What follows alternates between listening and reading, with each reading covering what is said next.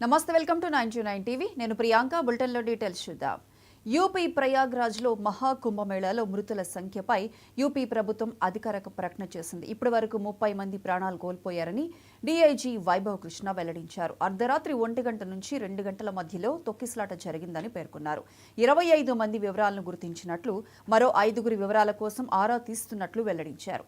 కాగా మృతుల కుటుంబాలకు 25 లక్షల రూపాయల చొప్పున యూపీ ప్రభుత్వం ఎక్స్గ్రేషియా ప్రకటించింది.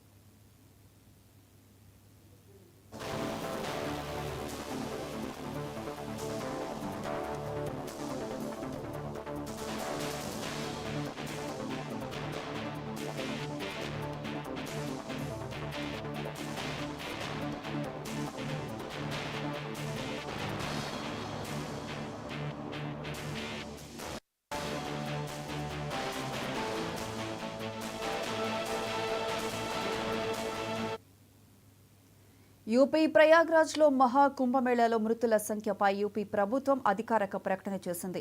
ఇప్పటి వరకు 30 మంది ప్రాణాలు కోల్పోయారని డీఐజీ వైభవ్ కృష్ణ వెల్లడించారు.